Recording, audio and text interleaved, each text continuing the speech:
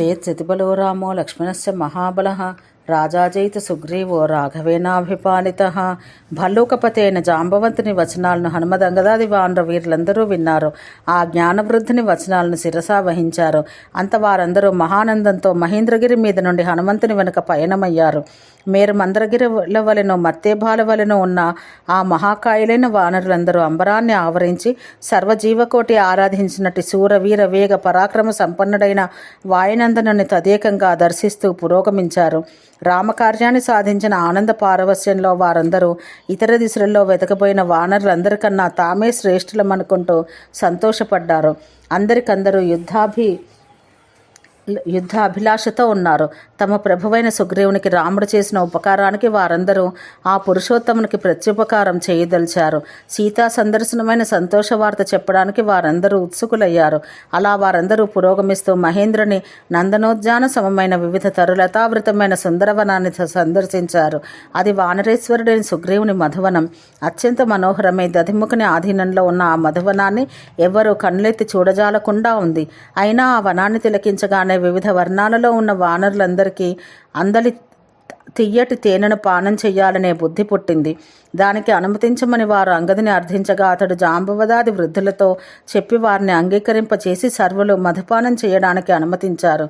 సంతోషాతిశయంతో వానరులో కొందరు గీతాలను ఆలపించారు. కొందరు నాట్యం చేయగా మరికొందరు ప్రణమిల్లుతుండగా ఇంకా కొందరు వికటాట్టహాసాలు చేశారు. ఎగిరి కొందరు దూకగా మరికొందరు దౌడు తీస్తుండగా మిగిలిన వారు అరిచారు. కొందరు పరస్పరం కలుసుకోగా కొందరు పరస్పరం పట్టుకున్నారు. ఇంకా కొందరు పరస్పరం చెవులు కొరుక్కున్నారు. కలిసిమెలిసి కొందరు ఆడారు. ఈ చెట్టు మీద నుండి ఆ చెట్టు మీదకు, దాని మీద నుండి దీని మీదకు దూకారు. భూమి మీద నుండి కొందరు మహోన్నత వృక్షాల మీదకు ఎగిరారు. గీతాలాపన చేసే వానిపై ఒకడు పకాలను నవ్వుతూ పడగా వేరొకడు వాని కన్నుమిండగా నవ్వుతూ పోతూ వాని మీద పడ్డాడు. ఒకడు రోధిస్తుంటే మరొకడు గానం చేస్తూ వచ్చి వాని పడద్రోశాడు. పరస్పరం కొందరు తోసుకుంటూ ఉంటే కొందరు వాళ్ళపై పడి కేకలు వేశారు. అలా అందరికందరూ అత్యధికంగా మధువును పానం చేసి ఉన్మాదుల వలె వ్యవహరిస్తున్నారు. అందులో మధుపానం చేసి మత్తెక్కనివాడు లేడు. అలా బాగా తాగిన వారిలో ఒక్కడూ తృప్తి చెందలేదు. ఆ స్థితిలో వారు తరులతా పత్రాదులను ధ్వంసం చేస్తున్న సాటి కపులను ఆ వనపాలకుడైన దధిముఖుడు వారించబోతే సంతోష పారవస్యంలో ఉన్నవారు అతన్ని అవమానించారు. అయినప్పటికీ ఉగ్రతేజుడైన దధిముఖుడు వనాన్ని సంరక్షించాలని ప్రయత్నించగా అతన్ని కొందరు దూషించారు. మరికొందరు అరచేతులతో చరిచారు. కొందరు పోట్లాడగా మిగిలిన వారు మంచి మాటలతో అతన్ని వేడుకున్నారు. అలా దధిముఖుడు ఆ కపులను వారిస్తుంటే వారందరూ అతన్ని పరివేష్టించి నానా మాటలు అంటుంటే తమ వ్యవహారం దోషభూయిష్టమైనదని కూడా అనుకోకుండా దధిముఖుణ్ణి అవతలకు ఈడ్చివేశారు.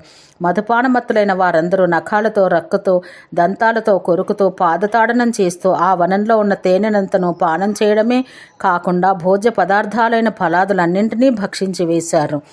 ఓం శాంతి శాంతి శాంతి.